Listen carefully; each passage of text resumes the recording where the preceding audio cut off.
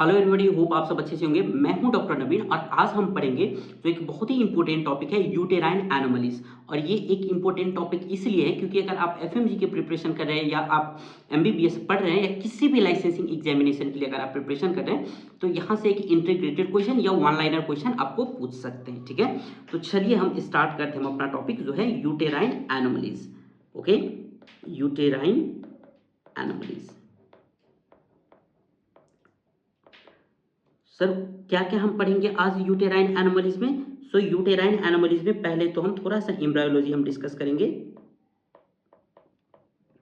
ठीक है।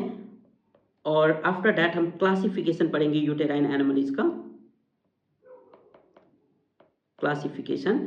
और आफ्टर दैट हम क्लिनिकल इम्प्लीकेशंस पढ़ेंगे, क्लिनिकल इम्प्लीकेशंस पढ़ेंगे। और हम थोड़ा सा डायग्नोसिस भी हम पढ़ेंगे, हम कैसे डायग्नोसिस करेंगे इस कंडीशंस को, ठीक है।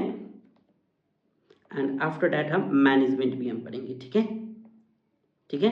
सो ये कुछ टॉपिक्स हैं जो आज हम डिस्कस करेंगे। अब हम देख लेते हैं कि एम्ब्रायोलॉजिकल बेसिस पे क्या होता है, एम्ब्रायोलॉजिकल बेसिस पे क्या होता है। सो जब हमने डक्टल सेक्स डिफरेंशिएशन जब हमने पढ़ा था तो डक्टल सेक्स डिफरेंशिएशन में हमने पढ़ा था कि कोई भी एम्ब्रियो में एक वन पेयर मुलेरियन डक्ट होता है और वन पेयर उल्फियन डक्ट होता है, राइट। मुलेरियन डक्ट रिस्पॉन्सिबल होता है फीमेल ऑर्गन फॉर्मेशन के लिए एंड उल्फियन डक्ट जो रिस्पॉन्सिबल होता है वो male external genitalia, male genitalia formation के लिए। ये हमने पढ़ा था। सो आज हम ऑब्वियसली यूटेराइन एनोमलीज पढ़ रहे हैं तो आज हम बस फीमेल की डिस्कशन हम करेंगे। सो एम्ब्रायोलॉजिकल बेसिस में क्या होता है कि डेवलपमेंट होता है किस डक्ट का? सो डेवलपमेंट ऑफ मुलेरियन डक्ट, है ना, डेवलपमेंट ऑफ मुलेरियन डक्ट, ठीक है। ऑफ कोर्स हमने पढ़ा है डक्टल सेक्स डिफरेंशिएशन में कि Mullerian duct is responsible to form female genitalia, ठीक है। सो मुलेरियन डक्ट क्या क्या बनाती है सर? फीमेल जेनेटिलिया में क्या क्या बनाती है Mullerian duct? So it forms uterus, ठीक है, और cervix, after that fallopian tube and upper 2/3 of vagina, है ना, अपर 2/3 ऑफ वेजाइना। सो ये कुछ ऑर्गन हैं जो बनाती हैं मुलेरियन डक्ट। और आप लोग अब मुझे बताएंगे मुलेरियन डक्ट का दूसरा नाम क्या है सर? तो Mullerian duct is also called paramesonephric duct, paramesonephric duct,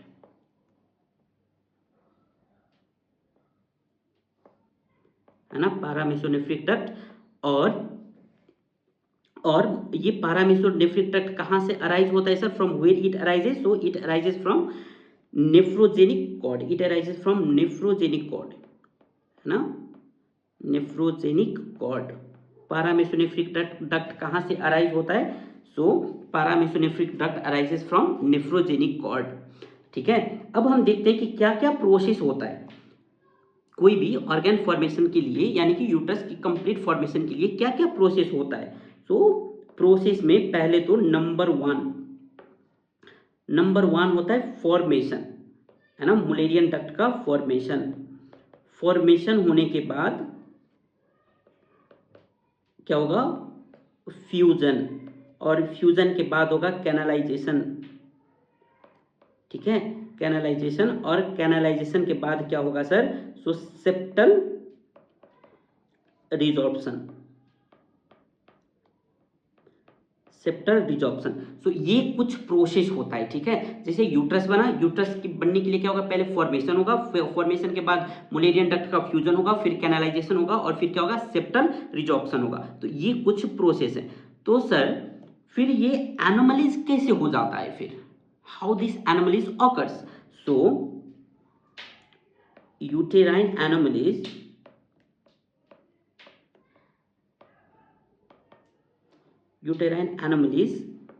कैसे होता है? सो नंबर वन, ठीक है, number one, if there is failure of any above process, process then it can lead to uterine anomalies. कोई भी process अगर failure हो गया, जैसे कि फॉर्मेशन, मुलेरियन डक्ट का प्रॉपर फॉर्मेशन नहीं हुआ, या मुलेरियन डक्ट का फ्यूजन नहीं हुआ, या कैनालाइजेशन नहीं हुआ, या सेप्टल डिजॉर्प्शन नहीं हुआ, अगर ये चारों में से कोई भी एक अगर फेलियर हो जाएगा then it leads to uterine anomalies. ठीक है, ठीक है। नाउ अब हम देख लेते हैं क्लासिफिकेशन, यूटेराइन एनोमलीज का क्लासिफिकेशन क्या है। Classification of uterine anomalies.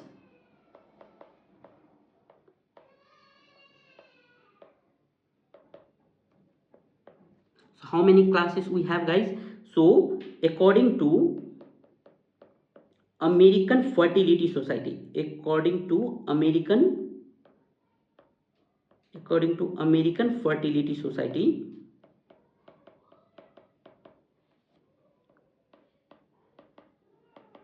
also we call it AFS. ठीक है, according to American Fertility Society, uterine anomalies divided into 6 classes. Class 1, class 2, class 3, class 4, class 5 and class 6. Okay, so we will discuss one by one, so don't worry about it. So class 1 में क्या होता है? Class 1 में जो होता है जिसको हम बोलते हैं हाइपोप्लासिया और अप्लासिया, हाइपोप्लासिया और अप्लासिया। क्लास 2 में होता है यूनिकोर्नुएट यूट्रस, यूनिकोर्नुएट यूट्रस।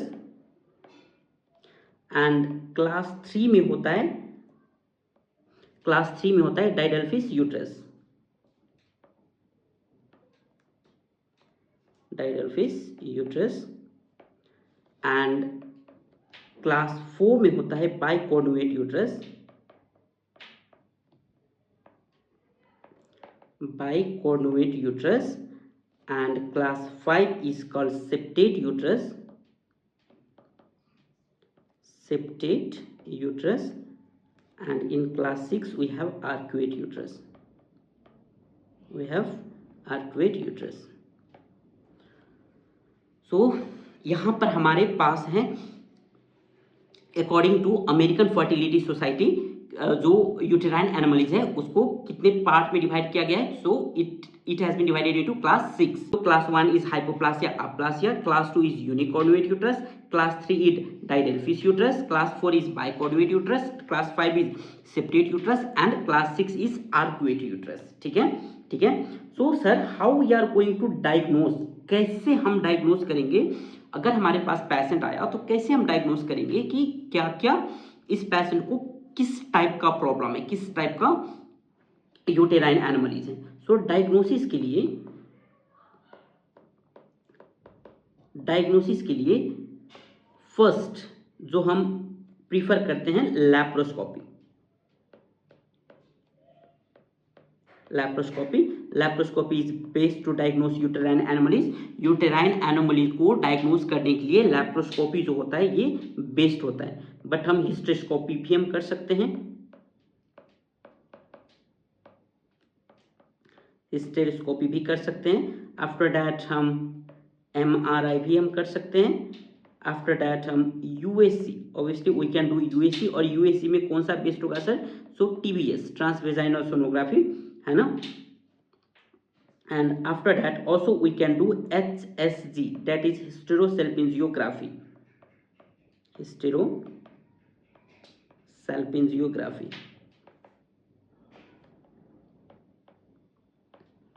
ठीक है। And last that is saline infusion sonography, also we can do saline infusion sonography.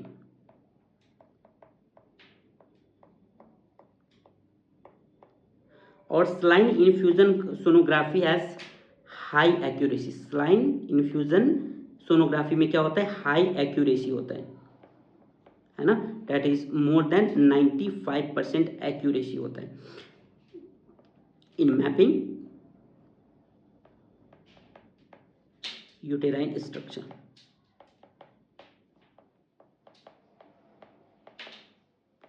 uterine structure. So these are certain tests that we can perform to diagnose uterine anomalies. ठीक है, अब हम देख लेते हैं one by one कि क्या क्या प्रॉब्लम की वजह से यूनिकोर्डुएट यूट्रस होता है या क्या प्रॉब्लम की वजह से कोई और यूट्रस होता है. ठीक है, so number one we will be discussing first about the hypoplasia.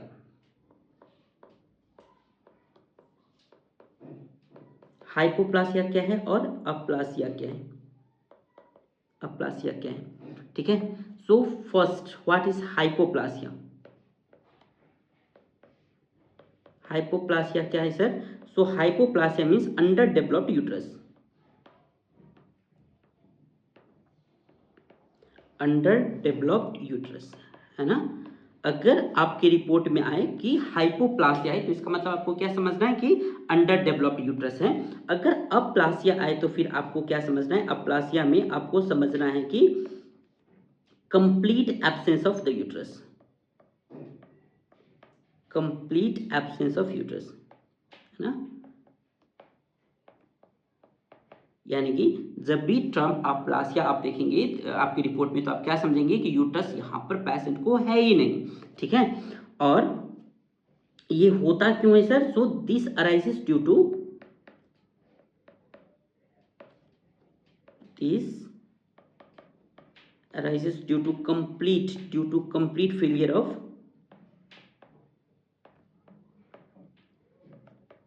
complete failure of Mullerian duct.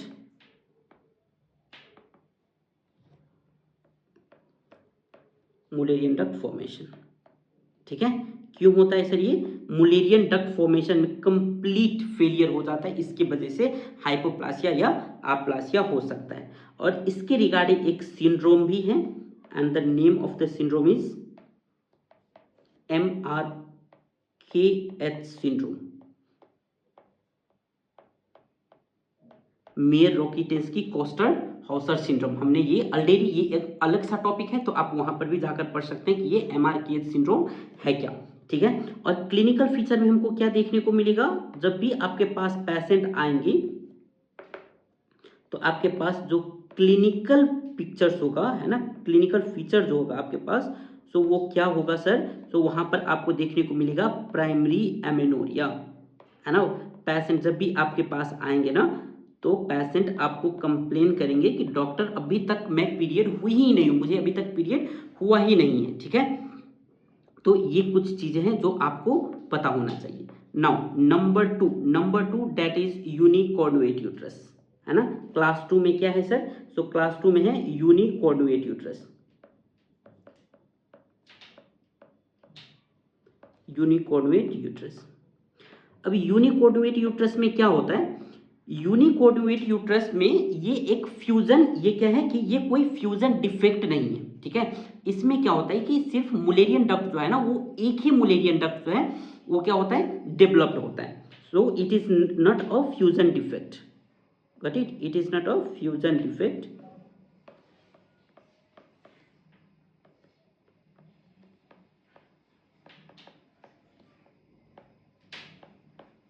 ठीक है, इसमें क्या होता है one Mullerian duct is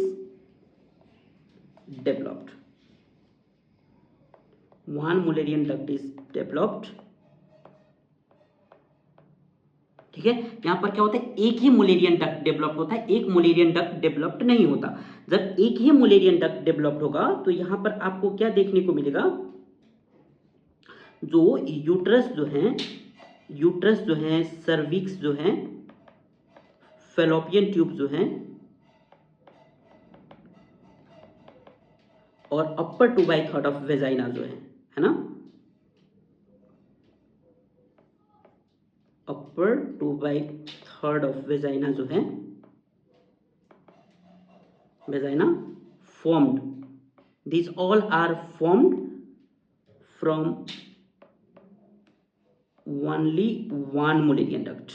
Only one Mullerian duct.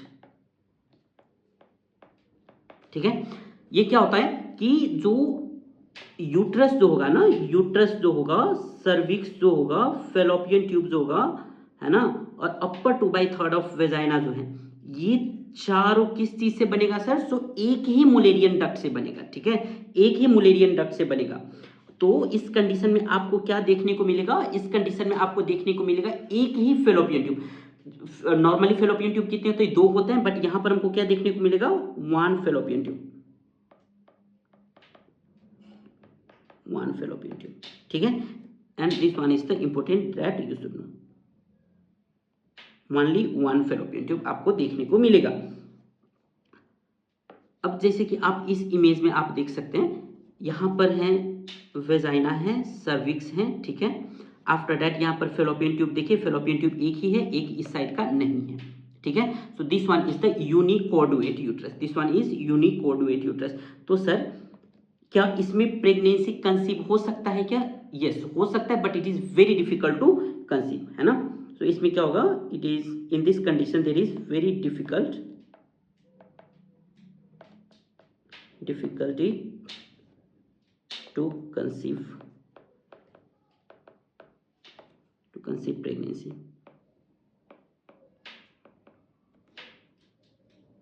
और आपको एक चीज क्या याद रखना है इसके साथ, कि जब भी यूनिकॉर्नुएट यूट्रस होगा, जब भी यूनिकॉर्नुएट यूट्रस होगा, तो वहां पर आप एक बार रीनल यानी कि आप एक बार किडनी को जरूर स्कैन करिएगा, because unicornuate uterus generally it is associated with renal anomalies. यानी कि जब भी वहां पे यूनिकॉर्नुएट यूट्रस होगा तो रीनल एनोमलीज जरूर होगा ही होगा, ठीक है।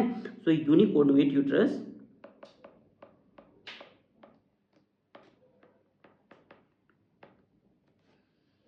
generally associated with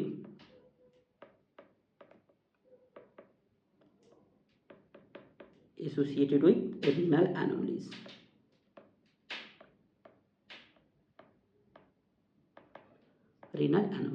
And this one is the important that you should know, associated with renal anomalies, ठीक है। नाउ इसका मैनेजमेंट हम क्या करेंगे सर, या ट्रीटमेंट हम क्या करेंगे? इसका ट्रीटमेंट क्या होगा? सो ट्रीटमेंट के लिए हम excision of horn, if symptomatic, अगर सिम्टोमैटिक होगा तो हम क्या करेंगे? हॉर्न को हम एक्सीजन कर देंगे, एक्सीजन ऑफ हॉर्न, वो भी इफ सिम्टोमैटिक, अगर ये सिम्टोमैटिक होगा तो ही, ठीक है। Got it. Now number 3, didelphys uterus, didelphys uterus. So ये डायडेल्फिस यूट्रस में क्या होता है सर? सो डायडेल्फिस यूट्रस का मतलब होता है कि complete failure, didelphys uterus means the complete failure of the fusion of Mullerian duct, है ना, complete failure of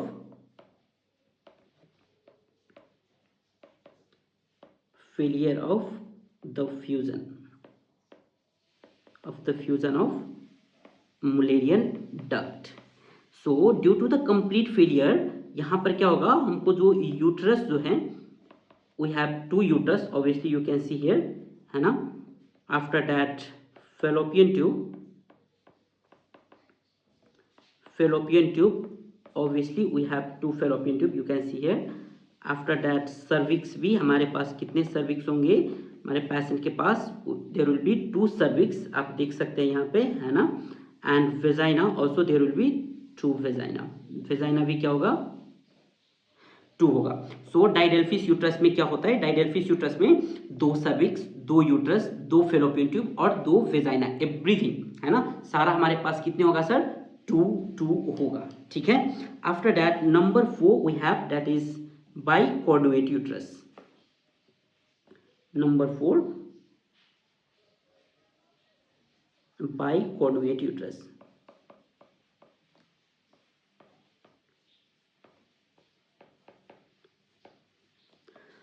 What is this bicornuate uterus? So fusion of Mullerian duct, इसमें क्या होता है? Fusion of Mullerian duct happened, but lower part of the Mullerian duct only fused, ठीक है। यानी कि जो नीचे वाला जो पोर्शन है मुलेरियन डक्ट का वो फ्यूज हुआ है, बट ऊपर वाला जो पोर्शन है वो फ्यूज नहीं हुआ है, ठीक है। So fusion of Mullerian duct,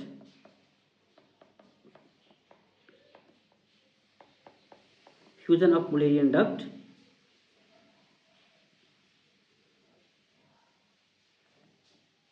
but lower part only, ठीक है, ठीक है। सो जैसे कि आप देख सकते हैं कि ये फॉर एग्जाम्पल आपके पास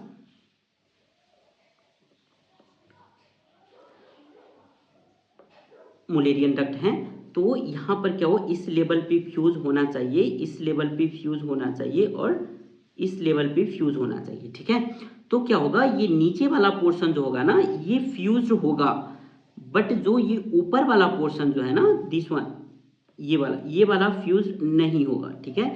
so this is not fused, not fused, this one is also not fused, but ये नीचे वाला क्या होगा, ये फ्यूज्ड होगा, ठीक है। सो इस कंडीशन में हमको क्या देखने को मिलेगा sir, so in this condition we can see heart shape uterus, heart shape uterus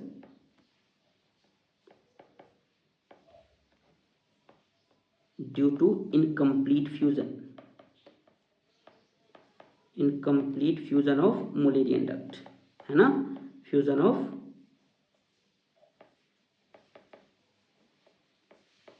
Mullerian duct. So आप ये देख सकते हैं this one is look like a heart shape uterus, ठीक है, ठीक है। आफ्टर दैट we have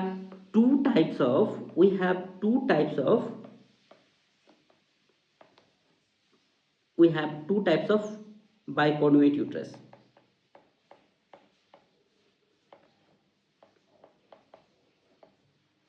ठीक है।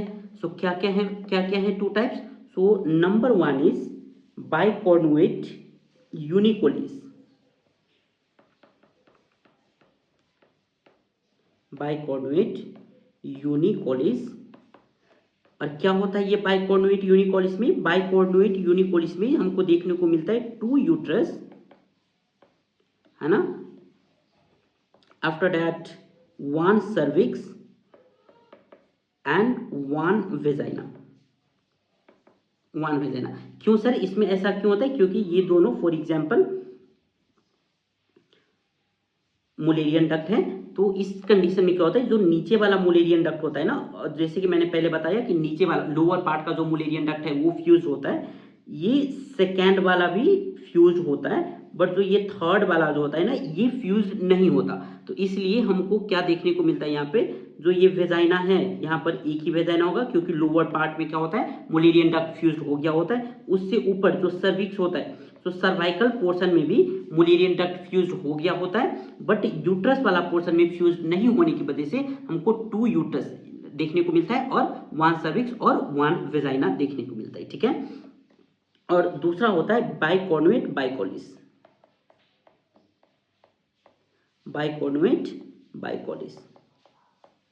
सो बाइकॉन्वेट बाइकोलिस में क्या देखने को मिलता है, सो बाइकॉन्वेट बाइकोलिस में जैसे कि मैंने आपको यहां पर बताया कि सिर्फ नीचे वाला पोर्शन जो है only this portion has been fuse, but ऊपर का दो पोर्शन फ्यूज नहीं हुआ है। तो यहां पर हमको क्या देखने को मिलेगा सर, तो यहां पर हमको देखने को मिलेगा two uterus,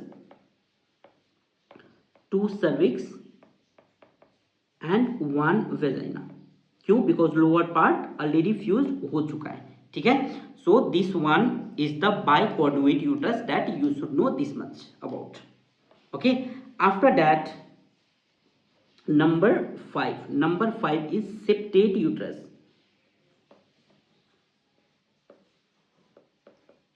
number 5 is septate uterus.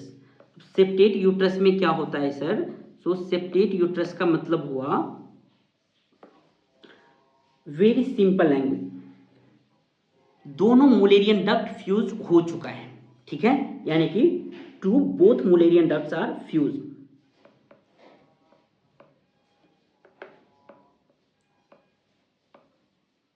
both Mullerian duct fused. So what happened, both Mullerian ducts are fused, that's why we have one cervix, first one uterus, after that one cervix,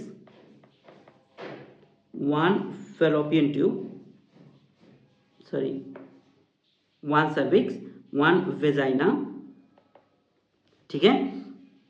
but यहां पर problem क्या हो गया, फिर Mullerian duct भी fuse हुआ, ठीक है। One cervix, one uterus, one vagina और टू फेलोपियन ट्यूब है हमारे पास। यहाँ पे आप इस इमेज में देख सकते हैं, here we have one vagina, here we have one cervix, here is uterine cavity and here we have fallopian tube 1, here we have fallopian tube 2। But यहाँ पे जो प्रॉब्लम है ना, ये यूटेराइन कैविटी में जो ये सेप्टेशन आ रहा है, ये जो सेप्टेशन आ रहा है, ये है प्रॉब्लम यहाँ पे। सो ये प्रॉब्लम क्यों हुआ है sir? So this septum is present, septum presents in uterine cavity, in uterine cavity because of the failure of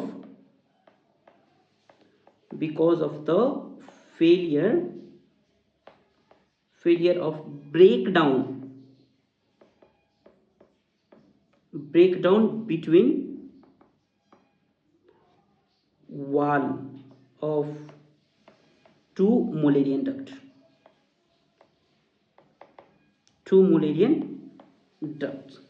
ठीक है। जैसे मुलेरियन डक्ट एक ये हुआ, एक ये हुआ, हमारे पास कितने, दो मुलेरियन डक्ट है, दोनों मुलेरियन डक्ट क्या हुआ, फ्यूज हो गया, यहाँ पर फ्यूज हो गया। बट यहाँ पर क्या हुआ, ये जो वाल है ना, ये वाल ब्रेक डाउन नहीं हो पाया, और ये वाल ब्रेक डाउन नहीं होने की वजह से क्या हो गया, यहाँ पे ये सेप्टेशंस आ गई है ना, ये सेप्टेशंस आ गई। ये जो सेप्टेशंस है ये क्यों आ गया सर? सो ये सेप्टेशंस आ गया यूटेराइन कैविटी में due to failure of breakdown between two wall of Mullerian duct, ठीक है। Clear? Now most important thing that you should know that septate uterus is most common, septate uterus is most common uterine anomalies। यानी कि generally हमको practical life में जब आप doctor बनेंगे, जब आप प्रैक्टिस करेंगे ना, तो हमको मोस्ट कॉमन कौन सा यूटेराइन एनोमलीज देखने को मिलेगा sir?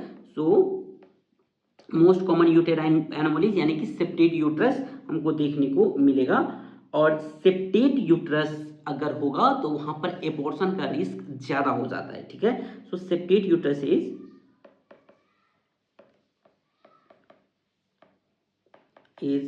Associated with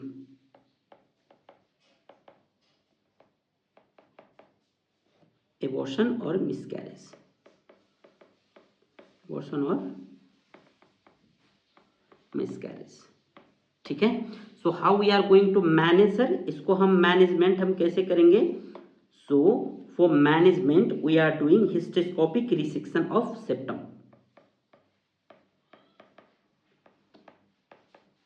hysteroscopic resection of septum, ठीक है। हिस्टेरोस्कोपिक, और ये आपको याद होना चाहिए, हिस्टेरोस्कोपिक रिसेक्शन ऑफ सेप्टम। हमने किसी का मैनेजमेंट छोड़ा है क्या? Yes, bicornuate uterus, bicornuate uterus का हम मैनेजमेंट कैसे करेंगे सर? सो बाइकॉर्नुएट यूट्रस का मैनेजमेंट करने के लिए हम हिस्टेरोस्कोपिक मेट्रोप्लास्टी करेंगे, हिस्टेरोस्कोपिक मेट्रोप्लास्टी, ठीक है। और ये आपको याद होना चाहिए, बाइकॉर्नुएट यूट्रस का जो मैनेजमेंट है वो हम कैसे करेंगे? हिस्टेरोस्कोपिक मेट्रोप्लास्टी के थ्रू हम करेंगे, ठीक है। And after that last that is number 6। Number 6 में क्या है? नंबर 6 में है आर्क्वेट यूट्रस। सो सर क्या है ये arcuate uterus? So arcuate uterus, and this arcuate uterus is a mild congenital, ठीक है। it is a mild congenital anomaly, and why this anomalies happens? So it is due to incomplete resorption, it is due to incomplete resorption, and guys please mark this word, ठीक है। So which type of anomaly is going to be seen when there is incomplete resorption, and your answer would be arcuate uterus, ठीक है। and resorption, incomplete resorption of uterovaginal septum, vaginal septum, ठीक है। सो arcuate nucleus क्यों होता है? Because of incomplete resorption of uterovaginal septum. Uterovaginal septum का जो ये पोर्शन है ना, उसका क्या होता है, ये इनकम्प्लीट, ये कंप्लीटली रिजॉर्ब नहीं होता है। इसलिए आप यहाँ पर देख सकते हैं ये जो एरिया है ना, यहाँ पर क्या हो रहा है, थोड़ा सा डिप हो रहा है यूटेराइन कैविटी की तरफ, है ना। सो यहाँ पे क्या होता है, यहाँ पे क्या होता है आर्क्वेट न्यूक्लियस में, in fundus of the uterus, fundus of the uterus, there is a small deep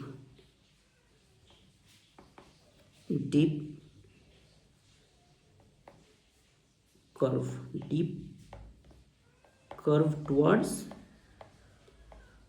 towards uterine cavity, है ना। यूटेराइन कैविटी की तरफ क्या होता है, यहाँ पर छोटा सा डिप हुआ रहता है ना, कहाँ पे, फंडस ऑफ द यूट्रस में। तो ये होता है सेप्टेड यूट्रस, और ये नॉर्मली क्या होता है, ये नॉर्मली ठीक ही रहता है, कोई प्रॉब्लम ऐसे क्रिएट करता नहीं है, but slightly increase risk of miscarriage,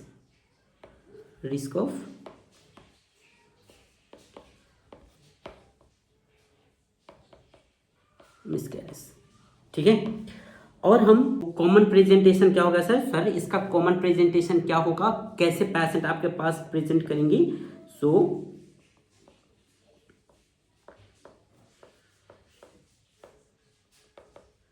common presentation जो होगा, ये नंबर 1 इनफर्टिलिटी के साथ पेशेंट प्रेजेंट करेंगे, ठीक है। इनफर्टिलिटी के साथ पेशेंट प्रेजेंट करेंगी, रिकरेंट प्रेगनेंसी लॉस के साथ पेशेंट प्रेजेंट कर सकती है, ठीक है। और साथ ही साथ डिसमेनोरिया, पेशेंट आपको कंप्लेन कर सकती है कि ये डिसमेनोरिया है, या तो ऑब्स्ट्रक्टेड लेबर भी हो सकता है, ऑब्स्ट्रक्टेड लेबर। सो ये कुछ प्रेजेंटेशन है जिसके साथ पेशेंट आपके पास प्रेजेंट हो सकता है, ठीक है। तो होप ये वीडियो आपके लिए यूजफुल होगा। Thank you so much.